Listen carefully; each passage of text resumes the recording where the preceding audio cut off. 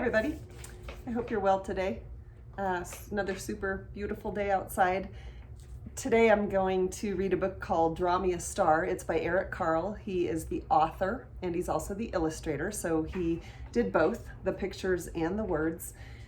He has done that for almost every book he's written. I've seen a couple of books where someone else wrote the words and he was the illustrator, but for the most part, Eric Carle wrote and illustrated almost all of his books, and he's incredibly talented. I think you'll really like the illustrations in this.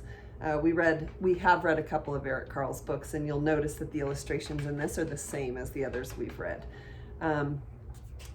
Draw Me a Star, and it's about learning how to do some of the things that you might not know how to do and that you can use help with. Kindergartners love to learn how to draw stars, and they love to learn how to draw hearts. And so if you slow this down or stop it every once in a while, even on the very first page that I read, you'll see the steps for drawing a star, which is a cool thing too. Draw me a star. Draw me a star. And the artist drew a star.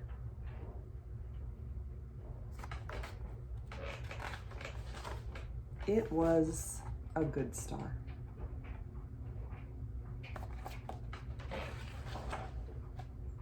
Draw me the sun, said the star. And the artist drew the sun. It was a warm sun. Draw me a tree, said the sun. And the artist drew a tree. It was a lovely tree. Draw me a woman and a man. And the artist drew a handsome couple. Draw me a house, said the couple, and the artist drew a house. It was a strong house. Draw me a dog, said the house, and the artist drew a dog. It was a big dog. Draw me a cat, said the dog. Draw me a bird, said the cat. Draw me a butterfly, said the bird.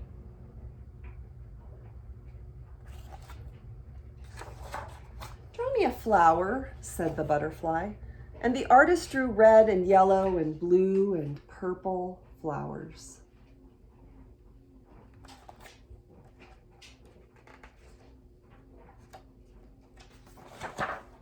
Draw us a cloud, said the flowers, and the artist drew clouds, heavy with rain.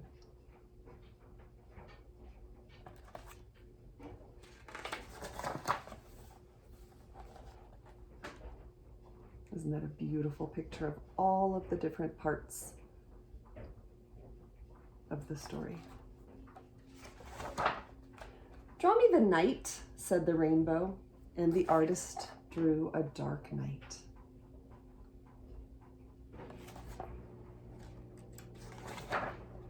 Draw me the moon, said the night, and the artist drew a full moon. Draw me a star, said the moon. That's an even fancier star that you can learn how to draw by pausing the video on this page.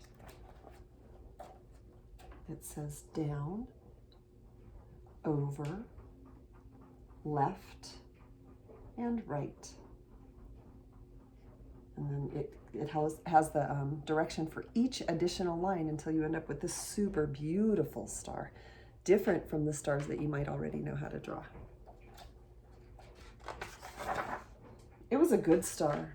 Hold on to me, said the star to the artist.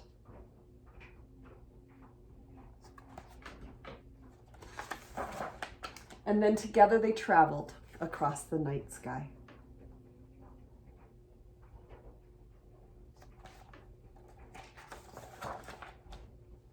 Then there's a letter from the author and illustrator, Eric Carle. It goes like this.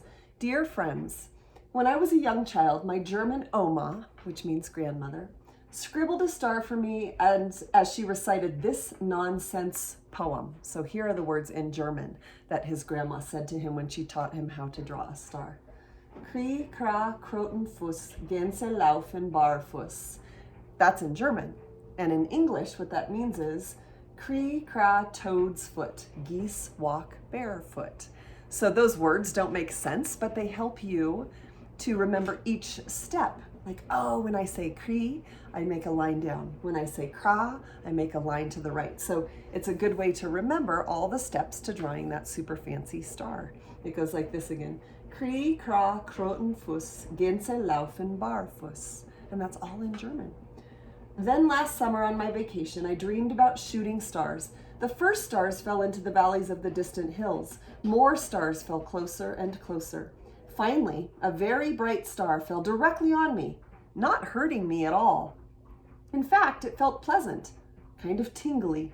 After that, the star and I rose up and traveled across the night sky.